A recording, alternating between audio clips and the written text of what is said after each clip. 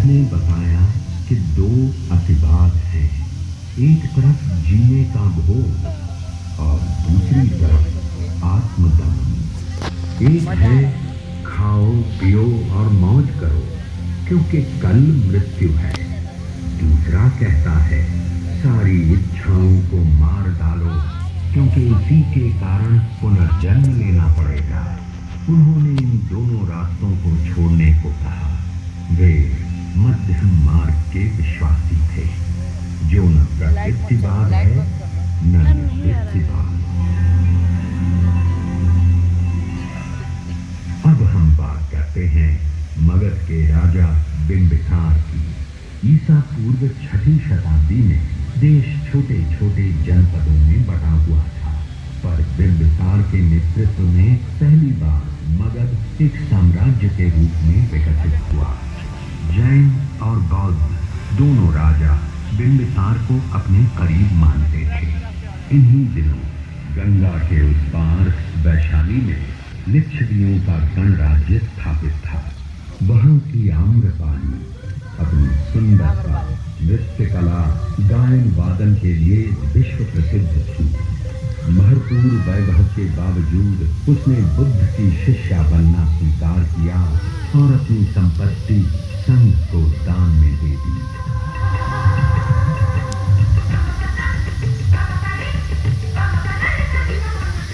उधर राजनीति के क्षेत्र में बिंबिसार के पुत्र अजातशत्रु ने सामरिक दृष्टि को समझते हुए मगध की राजधानी को राजगीर से पाटलिपुत्र स्थानांतरित करने का फैसला किया और उसी समय राजगीर की सप्तकर्णी गुफाओं में बुद्ध के 500 शिष्य 6 महीने की संगीति के बाद त्रिपिटकों का संकलन किया।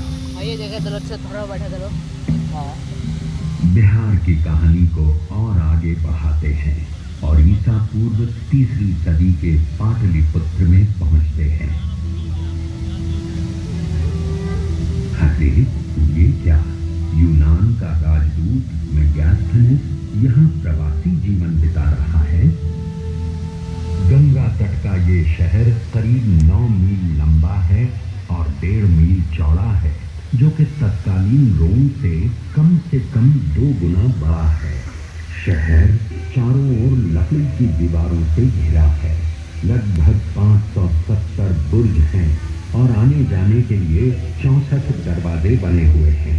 शहर के चारों ओर सुरक्षात्मक खाई है। लोगों की जो शानो शौकत है वो संसार में कहीं भी नहीं है। शासन की बागडोर चक्रवर्ती राजा चंद्रगुप्त मौर्य के हाथ में है और उनका मार्गदर्शन कर रहे हैं राजनीति और अर्थशास्त्र के आचार्य महापंडित चाणक्य। सिकंदर के आक्रमण को न केवल रोक लिया गया है बल्कि उसके सेनापति सेल्यूकस निकेटर को हराकर पुरु के हार का बदला भी ले लिया गया है। खैबर से लेकर बंगाल तक शासित ये प्रदेश ही पहली बार भारत का मानचित्र बनाता है।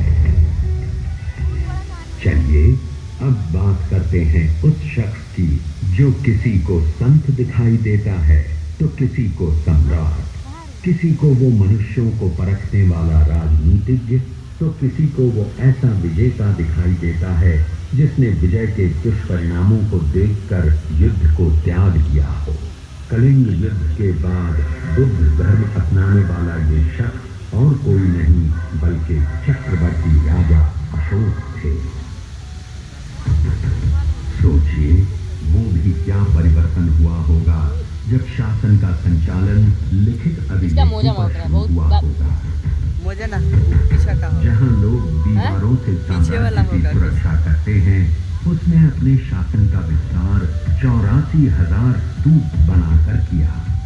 सचमुच अद्भुत थी राजा अशोक की सोच और ये कोई आश्चर्य नहीं कि आजादी के बाद राष्ट्रीय ध्वज में अशोक के धन तख्त को अपनाया गया।